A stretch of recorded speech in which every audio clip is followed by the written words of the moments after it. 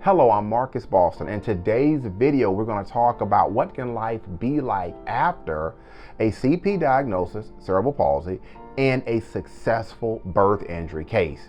Now, I'm taking the time to shoot this video because when I talk with parents and I talk to families, a lot of times there are a lot of questions coming in to this process, and rightfully so. This is something that is really important, and to add on to it, families are dealing with, in a lot of cases, the challenges that their baby may be going through in the early stages of this. And so for today's video, I'm just going to talk with you about how some parents, how they deal with things following this. All right, and so before I get to that last part, I want to help you understand, first of all, for these cases, we have to do a lot of investigation on the front end to make sure that it is possibly a case. We're going to look to see whether there was a breach or a departure from the standard of care that was owed to you and your baby, and whether this departure is what has caused the injury or the harm. Now, in some cases, that may be there, and in other cases we may not be able to prove that. So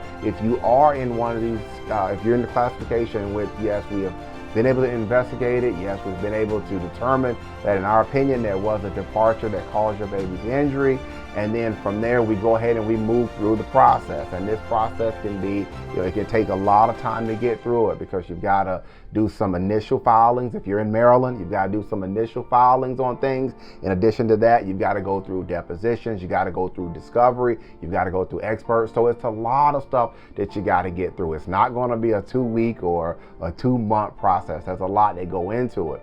But if you get through everything, and yours is one of the cases in which you can come to a good settlement, or there is a jury trial and the jury finds for you, then that can be very helpful to families. So once you get past those 2 hurdles, then the last part is, what is life usually like for parents after they have won their case and they have money and resources for their children?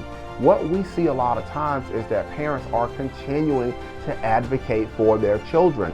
They're continuing to using the life care plan and the treatment options that may be available to them now because of resources.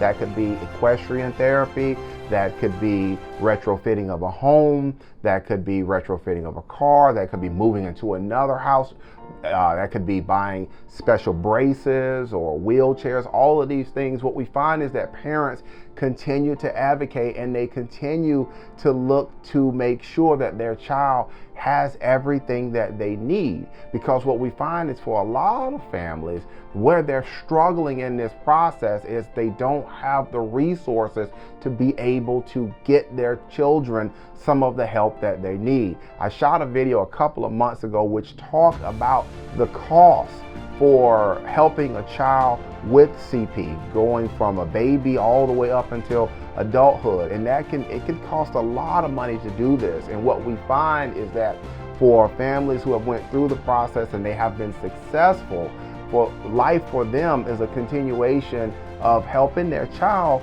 but being able to have the resources available to help their child meet those challenges. So that's really the purpose of today's video, is to help you understand, what can life be like for individuals who have been able to be successful in this process. And like I said, a lot of it is continuing to advocate, continuing to get treatment, continuing to look out for their baby's best interest. And not only for the immediate, for what's happening immediately, but going into the future with everything. If you have questions for me about this process, maybe you're watching this video today because this has been on your mind and you have questions about what happened during your labor and delivery, or maybe you would like to speak with someone about at least getting an investigation started as to whether the doctors and nurses did everything that they were supposed to do in regards to your child. If you have questions like that, the phone number is on the screen. You can pick up the phone and give me a call. Now, one more thing before I get out of here. Sometimes we have a lot of individuals who will contact us, then they're not in the state of Maryland. I practice in the state of Maryland.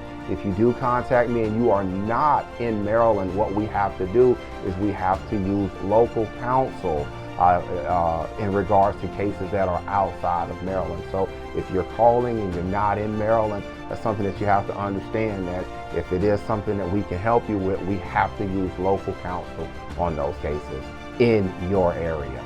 All right, that's going to be it for today's quick educational video. Again, I'm Marcus Boston, and I'm one of the childbirth injury and medical malpractice attorneys practicing law here in the state of Maryland at Boston Law Group LLC, and we will see you next time. Take care and enjoy the rest of your day.